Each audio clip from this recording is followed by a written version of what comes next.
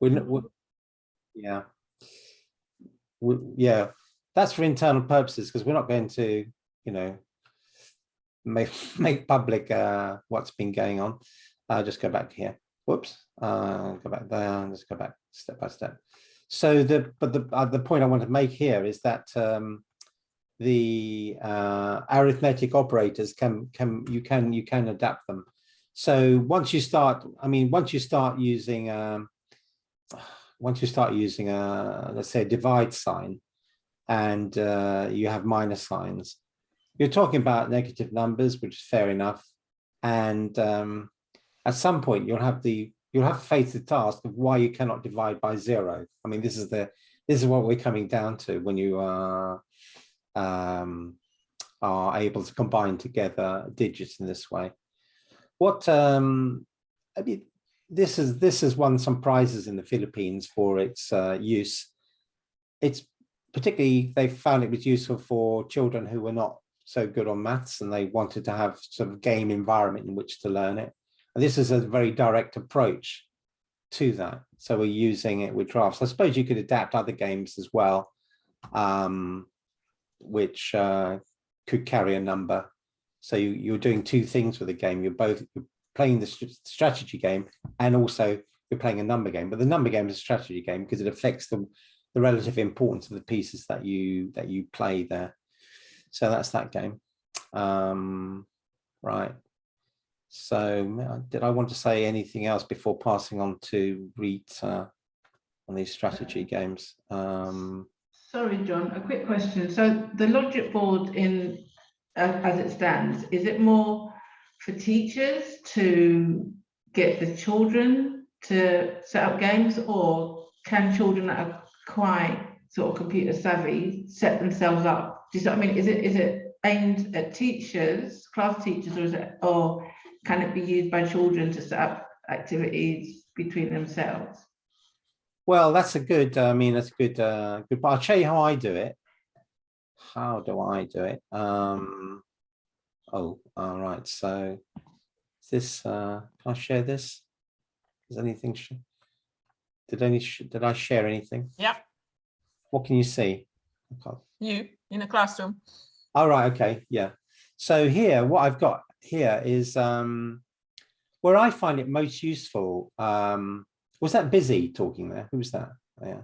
It was, yeah. Yeah, yeah. I recognize your voice. Yeah. This is how I use it in the classroom. So I've got the Logiqboard up here, and I use that to display positions quickly because it's got I can pre-store the positions, so then it makes it easy to discuss the game, and I can move pieces around. Because the thing about, if you want to teach games, you need a display and a visual display. And if you use a kind of one with magnets or with stick-in type pieces on the vertical board, it takes a lot of time as you're switching from position to position, and the pieces fall on the floor and things like that. It's a bit annoying, you know. Whereas what I found is that the smart boards, the electronic boards, which you get in most classrooms, I have to be slightly cautious here because it does depend upon which educational district you're talking about. But in London, well, in England, I think nearly all classrooms have this. This is a science room. So they have these boards. It's far better if they're touch boards, because if they're a touch board, you can just move it around naturally with your finger on the board itself, as if it was a chess piece or a drafts piece or games piece of some sort. So I find it extremely convenient for that purpose. And it's got the flexibility of being able to show different games, you know. And I'm a big believer in deconstructing chess and providing education in smaller digestible steps so that children understand much more clearly as they go through. And then they're more, I would say, confident. I mean, I prefer that they should learn, you know, fox and hounds and drafts and so on first, you know, and gradually build up to chess mini games and, you know, some strategy games as part of their education in games, because I think each game has something to offer and each game is kind of fun in its own way. And I think they all lead to a kind of problem-solving mindset. So yeah, sorry. Yeah. May I ask you a question, John? So sorry, but Busy, I think Busy has hold up her hand. Yeah. Oh. The question is, are you are using this electronic board only for demonstration purposes, but the kids are playing on the real board? Is it that what you are saying? Yeah, I mean, in the example that I'm showing you here, well, put it this way, I think that playing games for children is really best done on a physical board, because I think there's more interaction, there's more social engagement, they have more fun, and you get the best out of them on a physical board. On the other hand, in the classroom, it's quite hard for the teacher to display materials. So what I would advocate is having something like Logiqboard to display positions, and then to have the physical boards in the classroom separately. And then you get the best of both worlds. Now, as well as that, and perhaps for older children, there reaches a point where they could play online.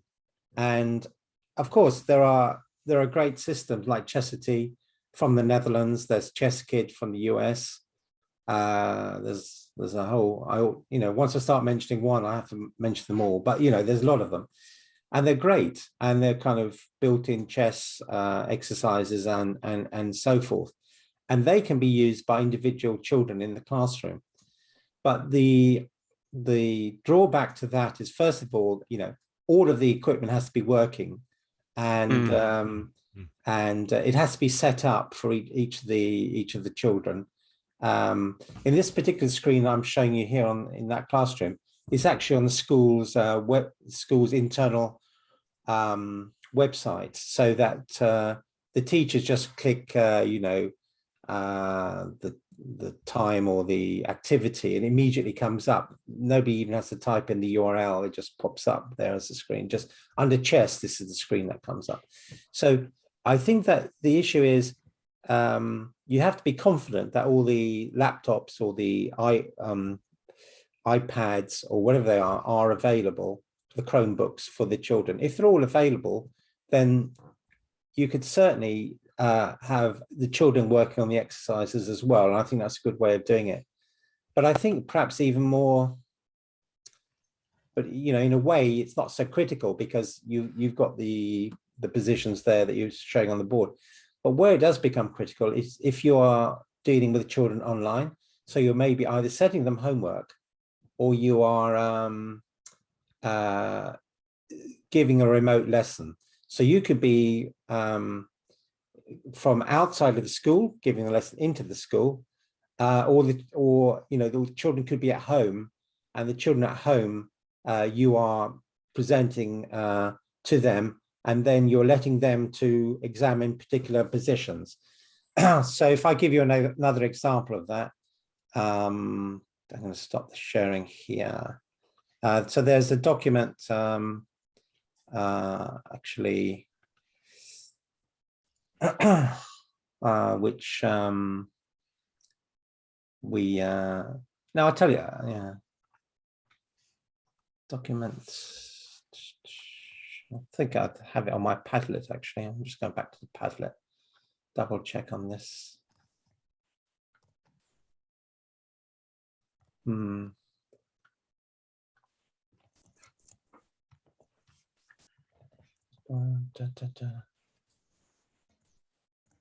was going to give you an example of maybe Rita, you have access to it. It's the just the chess exercises that we have. Did Martin not put it up yet? I don't think so. Yeah. Okay, let me just wait a second now. Yeah, I think I'll find it. Yeah, you find it. Okay. So the point I'm making is that not we, but teachers can devise any set of exercises for the children. The children can receive these in paper or in electronic format, and then they can open up the exact positions that we want them to examine. So, Shall I show? Yeah, please show. I think I share my screen. if you could share your screen. Welcome to Rita Atkins, by the way. Okay. Oh, Yeah. hello. I know some of you already from previous meetings and Yeah. chess and maths courses and chess and logic courses. Right. So if you want to scroll down, so here are just some introductory chess. So this is some interactive chess exercises. They will go up to the Logiqboard side in a couple of days.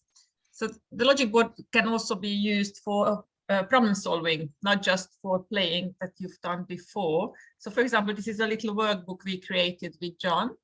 Shall we look at the bishop endgame just as an example? So let's see the first let's one. scroll down a bit. I think there's a nice one, which is this one You here. pick. Top right, the one on the top right. Top right, this is Yeah. a checkmate into. Yeah.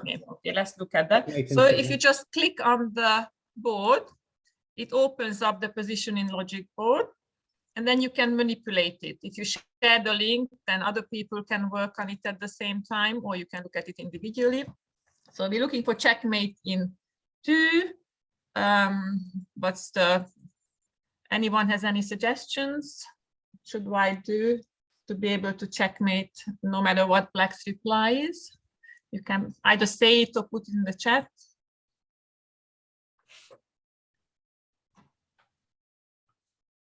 I think it's a queen move.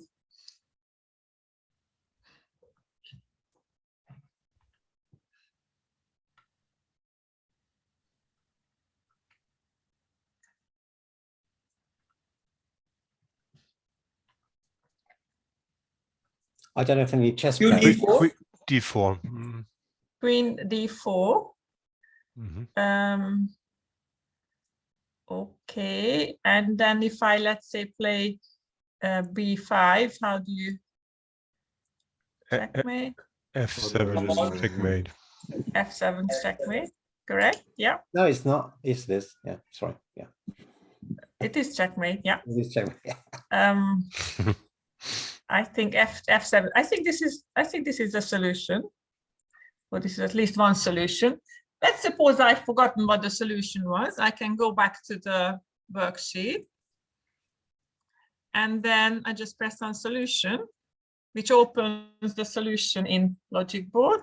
And you can see that this doesn't show the solution yet, but Logiqboard is not just a single board, it's a series of boards which you can navigate using the arrow buttons. So I can look at the book, and I think here this says Queen E4. Now the question is, this works, but Queen D4, is Queen D4 also a move that wins? So chess players unite and No, no, it's not.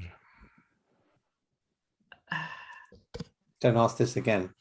So let's try and find a quick move for Black, which doesn't result in checkmate. Then probably H6. Yeah, I think What about after D, H6. what about D5? E5. E5 is checkmate D5. after here, but I think H6 is a one that you can, after that you can't checkmate in one move, because if F7 then King H7. Yeah. So the winning move is not Queen D4. The checkmate in 2 moves is Queen E4. And we can go back. This is all we've done. So we need to play Queen E4. And you can make your own exercises with this. It's very quick to make these worksheets. Maybe I'll show it to you another time, but this worksheet will be available with lots of chess exercises in a couple of days, also some proof games, and then you also have those logic exercises on Logiqboard for you to do. Okay, so Yes, there was a question from Mark, and if h6 queen d4 doesn't work due to h6. Yes, thank you, Mark. So that you came to the same conclusion as us. Thanks. Just to go back quickly to Busy's question, you asked if it's possible for children to play with Logiqboard. By all means, any two people, if they share the link, can play together. And whether the teacher wants that in his or her classroom is another question. It's also suitable to play on the mobile phone. So if all children have mobile phones and you want to have a teacher wants to have a little bit of fun, then tells them to play on their mobile phones any of these strategy games. That's also. Let me ask you one question, Rita, to that. Is there a chess engine behind that? No, it's a DOM engine. There is no chess engine behind it. No, so any moves are allowed. So even if you play chess, it doesn't know if you made a chess move or didn't make it. Can you scroll back to the last page? Just one page back. Shall we look at that? That position? No, that one with the bishops, the bishops problem on this. Okay. Which one? You have two bishops to checkmate. I think that you are showing one of these. These are bishop endgames. They are not bishop endgames. I just want to mention we are using lead chess for the chess training, and in lead chess you have the option to create studies. No, so you can set up any given position like this very easily, and then you can play the position from that point on. No. So if you have two bishops per end game, you can just play the end game against the engine. And I think this is a very powerful tool for chess training. And it's very easy to set it up, even for by all means, yes. I don't think Logiqboard is not really meant for serious chess playing. It's meant for being able to show simple position and play simple games. And the reason why there is no engine behind it is because it would be very difficult to put an engine behind all these strategy games and all the other fancy things you can do. And because it's meant to be, I think it's meant to be more generic than a chess playing app, because there's so many of those. Okay, game playing app. It's just to mention it, especially for chess problems, there are better and easier options. Like definitely, I would then use light chess for that, not this. Yeah, I think this is great for primary school teachers who want to show some positions, quickly want to bring up the solution, let the children share the board to play quickly with each other, analyze the solution, look at exercises, look at logic exercises, that sort of thing, other strategy games. Okay. So, sorry, I just wanted to say a few things to Busy. By all means, if you're in a classroom, try it out with children, let them play in each other. And if of course, only if you're happy with them using their mobile phones, or if they all have their iPads or some sort of online equipment with them. It works very well on iPad, it works well on PCs, most browsers are compatible. So just feel free to explore. Can I just add for Peter? He's mentioning Lichess, which of course is fantastic open source software, which has revolutionized the playing of chess and the teaching of chess. That is true. But this Logiqboard has arisen in a much broader context. It's got to do with the ability to play strategy games and also to set logic problems on a chessboard. And it's like it's customized for that more general environment, which is, we think, much friendlier and more suitable for the classroom. So if you take the front end, what does it look like, the Logiqboard? I think it's quite friendly because it has happy smiley faces and lots of little characters of pieces, which children like, whereas the chess front ends are always much more technical and precise, and got an engine running with the evaluation of the position and that sort of thing. It soon gets complicated. No, it's I'm not arguing against the merits of the Logiqboard in no way. It was just to mention. No, thanks for mentioning the Lee chess is fabulous. Use it all the time. But I mean, in terms of if you like, tools for the classroom, we haven't really had many tools available for use in the classroom. What you have are tools available for tutors who are doing private tuition, after school tuition, certainly for trainers, more advanced chess implementation with databases and engines on them. But if you're talking about tools in the classroom that children are going to relate to and teachers going to understand, then you've got to start from scratch and do a new design, which is what this project was doing. I think that's the thing we want to get across. But now we've done that. All we've done is try to draw more attention to strategy games.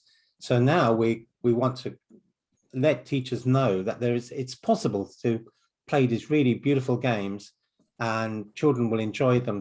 The teachers need not be worried about these games. They're quite playable. Anyway, I just thought I want to cover one more. I mean, Rita, the sliding rooks game, I think is really a very nice example of another game where I just want to show. I mean, it will illustrate, you're not just playing games here, but there's some mathematics behind these games as well. And the sliding rooks, I think, is a very good example of that. Can I just very quickly answer Kayur's question that he put there in the chat before going on to sliding rooks?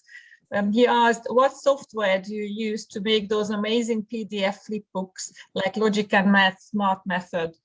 Thank you, Kayu, for the question. And there's a very simple answer to that. I just use Word. I'll show you. So this is my Word document. And all it is, you copy the diagram from a Logiqboard. So you paste the diagram, and then what you need to do is you have to put the link. So insert a link. Wait 1 second. Right. Yeah, so insert. Where is the link? You can right click. You can right click on the diagram, Rita, as well. Yeah. Oh yeah. Okay. So it is a link. Yeah. So you can edit. Remove the link that's already there, or you can edit it. And this is the link that you have I have copied from Logiqboard, and that's the link that is. That goes behind the board. So when you click on the board, it will open that link for you. Now there is this quite strange concept of cloning. You see clone in this link description. And this is basically a generator of links, because what we don't want to do, if you making exercises for children, you don't want all of them to work on the same diagram because they'll mess it all up. So they want a new copy of a diagram to come up for each child or adult who opens the exercise. So when they click on this link, it will generate a unique link for them. And that will be their exercise sheet. That's their unique exercise sheet, which they use to do the problems on. And also with the solution, you've got the link here with the solution that you create, and then you link it to the diagram, and then you turn the word into the PDF. So anyone can create these flipbooks basically if they want to. I just very quickly show you how to do the cloning.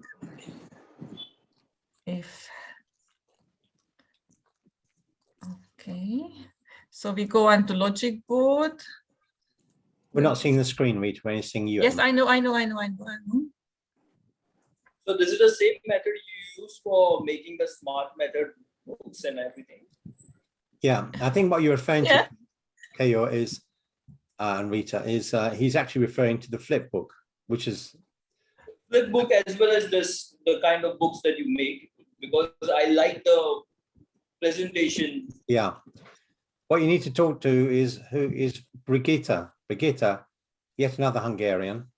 She has designed these using. Oh, you're talking about the course, Well, chess and logic and chess and math flip books. Okay, okay. I just everything actually. This is the part of it. I think I don't know what it's made with. John would know, or Brigitta would know, because Brigitta created those. Yeah, I know. So It's Canva and Flipbook. Flipbook is software in its own right. So yeah. Yeah. Can you continue the cloning method, Rita? Right. Can you continue, Rita? Can you continue the one? The cloning, yeah. So let me share the screen. So I bring up Logiqboard. Yeah, I create the board. Okay, so this is my board. My name is Rita. This is the URL of the board. And let's say I put on the sliding Rooks game. So let's find that sliding Rooks game here. That's it. Yeah, and I would like you now to play this game in your breakout rooms. I will create a clone. You go down. Rita, we haven't got time to go to breakout anymore because we're finishing in 15 minutes.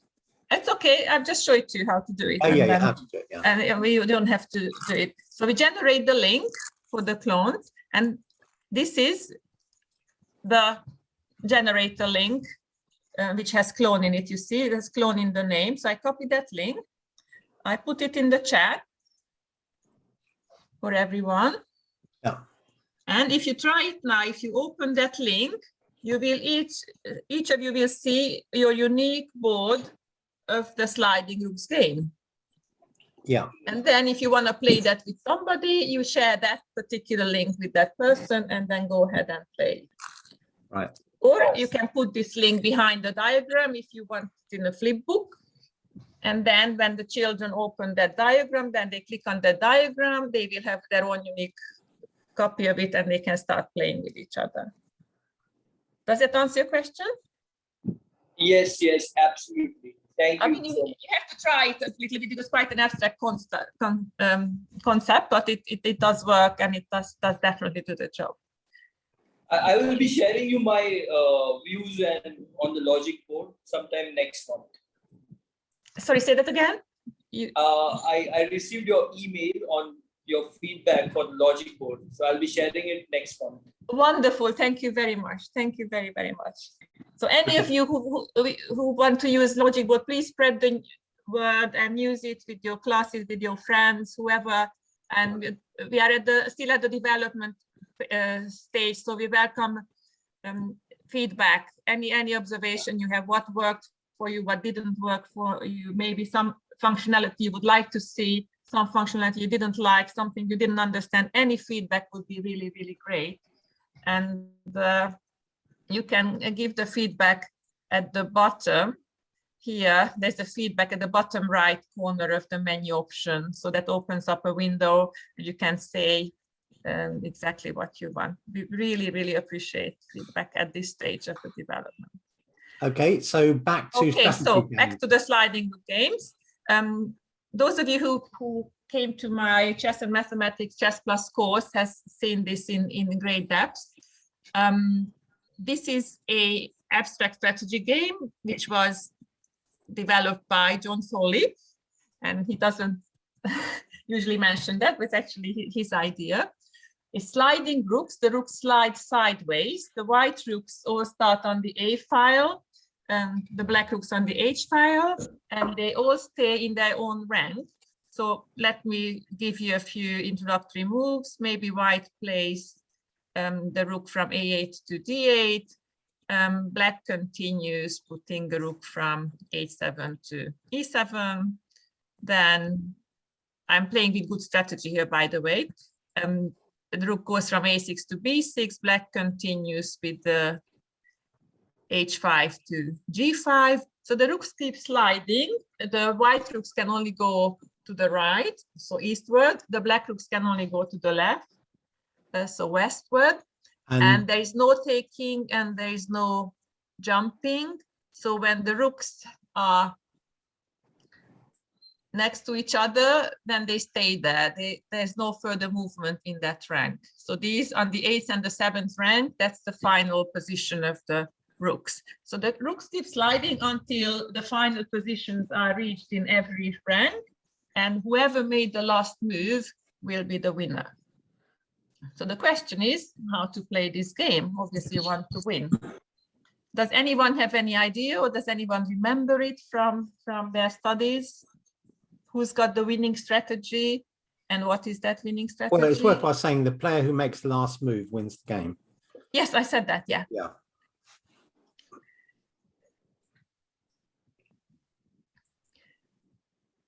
Yes. One way to teach children how to play a game is to play against them with perfect technique. So I'm going to try and do that here. So I play this game against myself. Or just two rows, Rita, of course. Let's play this game all the way to the end quickly, and then we show how to do it. So I go, if white goes here, then my reply would be this. Let's say white make a move here, then I make a move there. So white's turn to play. Maybe white goes here. I will go here. Now if white goes here, then I go here. If white goes here, I'll go here. This is the only move left, and black won the game. Has anyone noticed what black did here to win? What was the strategy for the black player? I think. Is it white to start or black to start? White starts, yeah, white starts. Okay. The answer is from Kaya in the chat.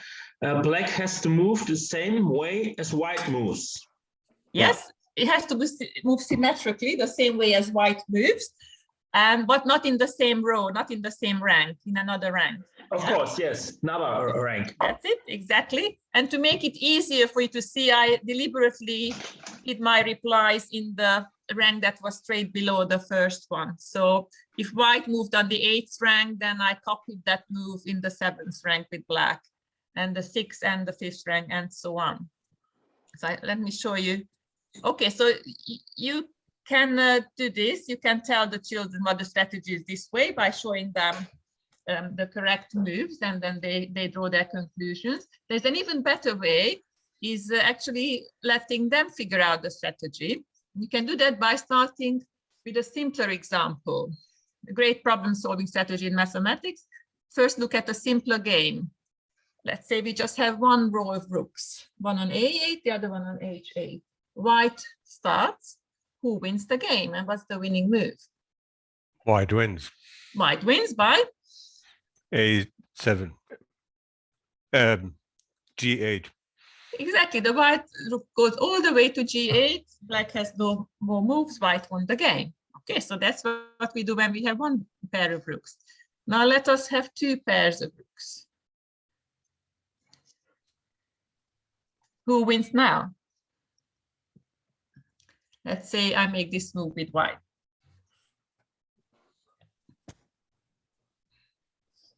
Black wins. Black wins.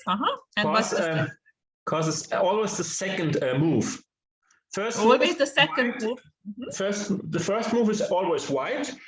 Black makes the same move with a second move, and that's the reason why black must win.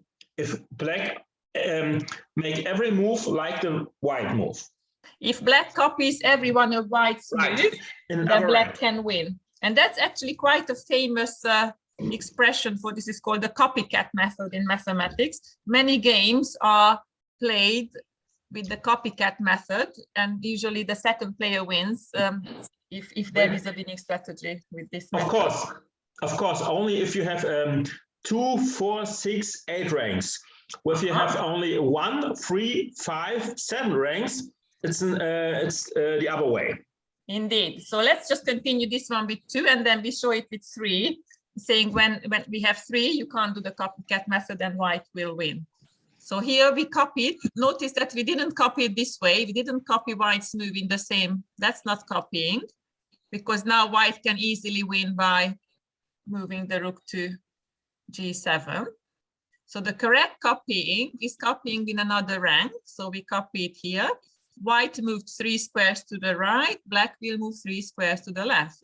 Now if white moves 2 squares to the right, then black will move 2 squares to the left. Only move, or not necessarily, this is the other move, 1 square to the right, black moves 1 square to the left, and black won using the copycat method. And yes, it works when you have an even number of rows, like here you had 2. But if we add another couple of rooks, now we have 3 pairs of rooks. Can you reduce this to a previous game? How can white make a move that will kind of turn him or her into a 2 pairs of rooks game, being the second player? What is white's winning move here that will turn this game into a previous game that we shown? On the G line. One move on the G line, and then it's like then it's the same as black would start the game. And well done, well done, very sharp observation. Yeah. And white copies now the moves from black. So white moves one of the rooks to the G file, doesn't matter which one, let's say the one on the 8th rank. And now it's white that's going to the copying. So if black moves 2 to the right, then white will move 2. So black moves 2 to the left, then white will move 2 to the right. Well, it looks like it's an even number of ranks. Indeed. So for all even ranks, yeah. So for if you have an even number of rooks, then it's the second player, black, who will win. If it's an odd number of rows, then it's the first player, white, will win. And you can work through all these with the children, and they come to this understanding, and then you let them play with the 8 pairs of rooks, and they really, really enjoy the game. There is quite a deep bit of mathematics behind this called NIM games. I'm not sure we have time to go into that, John, now. I think that would be quite... No, I think all you need to do is set up a random position, Rita, and ask what the best move would be. I think that's... But then I have to explain everything about NIM. Is that really... No, I think you just have to say it's not possible to work it out unless you use NIM. Yeah, so this works perfectly, this strategy, if you start from the starting position. But if you have a random position as a starting position, or you're in the middle of a game where people didn't play with the right strategy, then in order to find the winning move or the best move, you need to know a little bit more mathematics. You need to know about NIM games. That we covered in the chess and mathematics course, but I probably won't do it here because it would take about 10-15 minutes, and I'm not sure we have the... That's right, no time. Have the time. Okay, so that plays sliding rooks happily. Children love this game. And just to finish, there is a game which was invented by Northcott. I don't know his first name, which is similar to sliding rooks. It's just one step more difficult, where you have pieces that can slide backwards as well. So not just forward, also backwards. And that's also in the strategy games collection. It's called Northcott's game. You see, instead of rooks, it's played with checkers pieces. You can use rooks as well. So when white goes here, I'm not going to discuss the winning strategy here, but here white can also move backwards and black can also move backwards as many places as they want. So this would not be a terminal position for the 6th rank, because white can go backwards and black can go backwards or forwards, whatever they want to. So this is an advanced way of playing sliding rooks. And that's the reason why we're doing east and west direction instead of south and north, which all our strategy games, all other games are played either from the 1st rank or the 8th rank, so south and north direction, is because this Northcott game traditionally was played east and west, and we wanted to keep that tradition. That is the reason why we're playing it the same way. Any questions from anyone? Rita, this is Satish here. I'm sorry I haven't got back to you on the feedback for Logiqboard. I was waiting for this class to end. I knew I was attending this one. Oh, thank you very much. Yeah, so there are a few things I wanted to say. One, on the app itself, I see that it is Sorry, not. Sorry, this is not for feedback on Logiqboard. We need to finish the session. I'm not giving a feedback here. I'm just asking if the app is available on Android also, in addition to iOS. Yes, it is available on Android. Yes. Android, iPhone, iPad, everything. Okay, and is there a user guide which comprehensively covers the functionality and the features of this Logiqboard? Not yet. There is a little section called frequently asked questions, but there will be a complete user guide when most of the functionalities are final. But they are they are still not finalized, so we haven't done a user guide yet. All right, thank you. Okay, back to John. Yeah, okay, back to me. Blimey, share screen then. Right, so I go back to the Padlet. So I think we were just we were going through these. Okay, how to take this further. I was just going to suggest that give you a quick overview. A number of you know that we have been developing courses and giving courses, and the Chess and Mathematics course is the one that would answer the question about how to optimize your play of this game that we've just seen. And you saw this morning earlier, there's a new course coming along, which is going to be 104, which is for teaching mathematics to the younger children with an emphasis on arithmetic. We've got courses on for early years and critical thinking and chess and logic. I'm not going to go through all of these now, but suffice to say that associated with the course, there's course material which goes with it, and some exercises. The latest course, it has been critical thinking through chess, which applies the theory of Bloom's taxonomy to higher order thinking skills, and we're applying that to chess. So Bloom's taxonomy is a way of categorizing the way in which children think, how they develop, and it's the basis of much teaching. 104 course will come out soon. You have actually had a taster of it today with Hari, so we're nearly on the point of announcing it, and we will let you know when it's coming out. But I should hopefully in a couple of months' time that should be out. In terms of what courses are coming along, this was today's event, the seminar on chess, mathematics, and games. Next one coming up is Rita Atkins. Rita will be talking about chess and logic, and I think it's fantastic, the chess and logic, because the Logiqboard, as the name suggests, does a lot of the logic activities. And just to give you a flavor for that, very, very briefly, if I go to chess and logic, and you'll see that we've got some, even on the Logiqboard, all right, so chess and logic, you can see we have all sorts of very interesting problems that are non-chess. They're not games themselves, but they are very creative and original, and it's very nicely done, I have to say. And as well as that, there's a specific book written, an ebook on various logic puzzles. So I think this is quite revolutionary stuff that's going on here, with some revolutionary people. Okay, so that's the chess and logic. And I say that the chess and mathematics one from this morning, we'll be announcing a date, the dates on that coming up soon.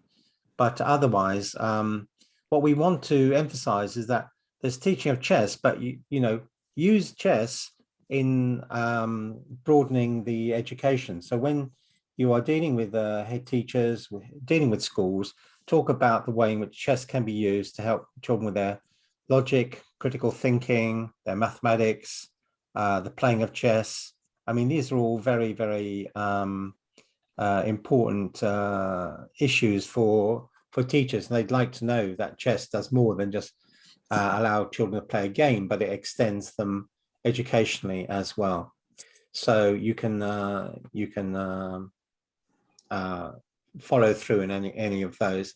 You can just contact us if you're interested. You can register for some courses, and there's material coming through with those.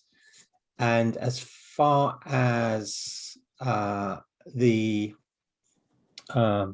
strategy games is concerned, you've seen that some of them are on the Logiqboard already, but there will also be a manual coming out, games manual.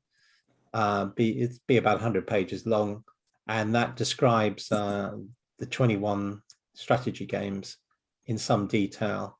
And it's like a companion document in a way to the 50 chess and mathematics exercises, because it will give teachers sufficient resources, I think, to keep them going for the chess career of the children who are going to be engaged with games in the classroom. So yeah, the comment from Keo, the 103 course, yeah, we haven't run the 103 for early years. It's much better in physical course, and because of COVID, we've had to put it on hold, but we did do a version of it online, so we will revisit that. And 104 course ready before the academic new year. Busy has raised this point.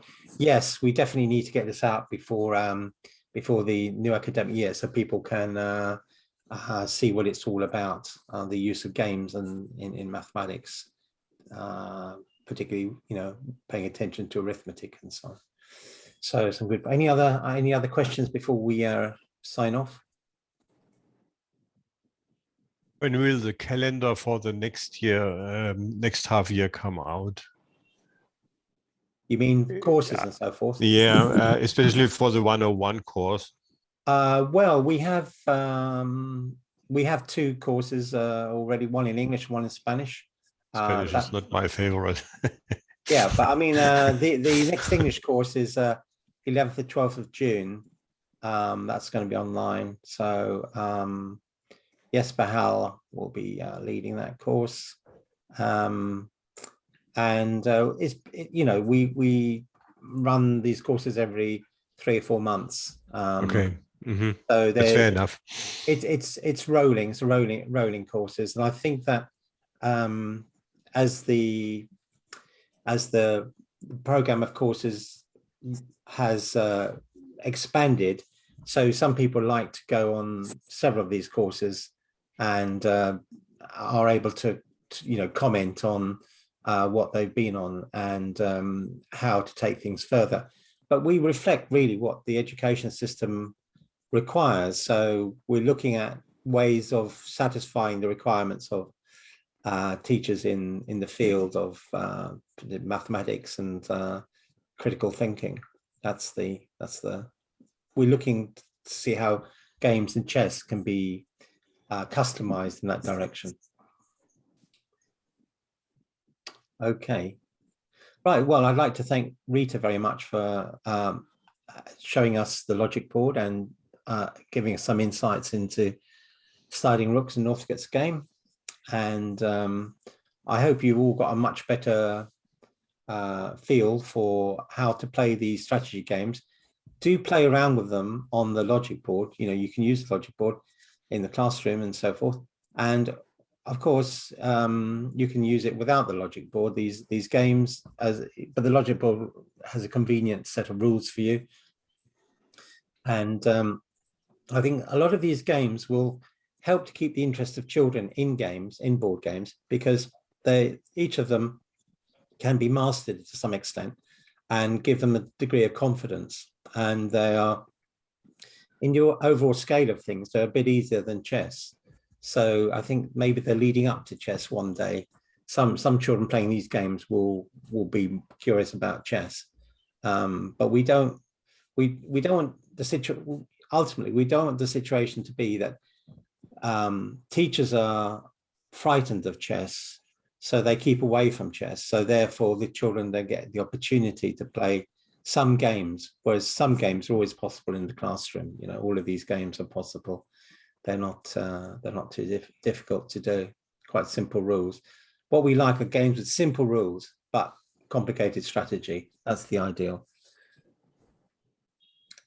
Okay, right. Well, thank you very much. And, you know, if you want to write to us, I think we'll send you out a feedback form. So if you can make some comments to us and any suggestions, the direction in which you think we should be going, because we're doing our best to try and bring games and education closer together, and doing it in a very practical way, bearing in mind the feedback that we get from teachers, from children, and from parents. So, you know, we're doing our best.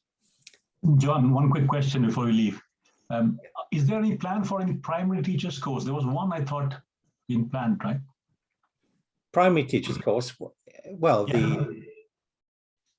the ECU, I mean, in some sense, all of these courses for primary teachers.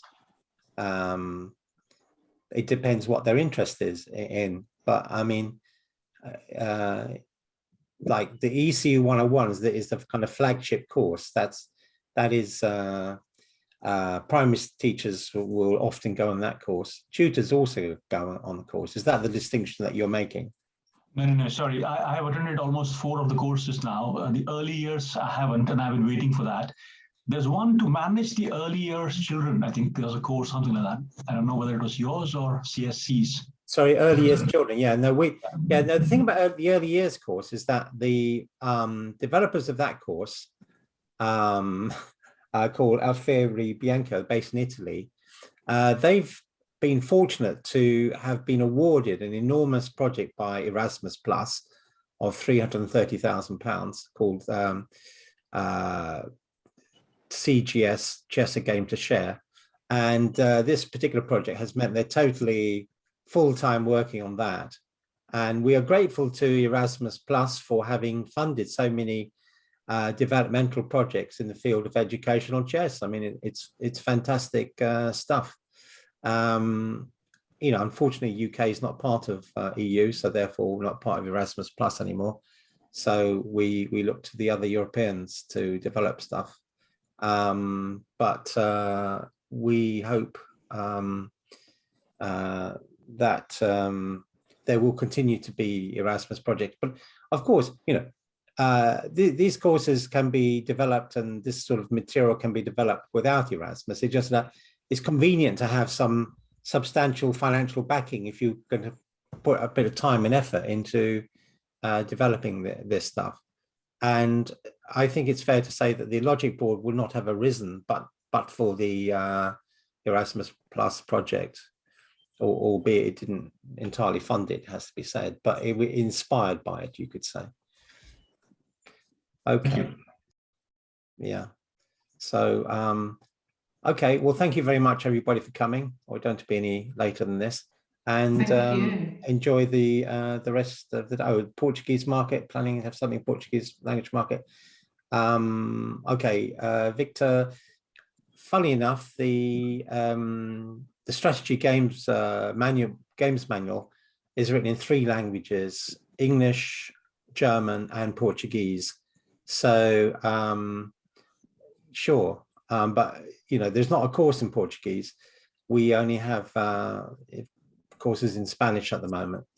But the strategy games is one of our partners is Ludish, so it's Professor George Silva from Lisbon, and George, I'm sure, will be happy to talk to you about any interests you may have.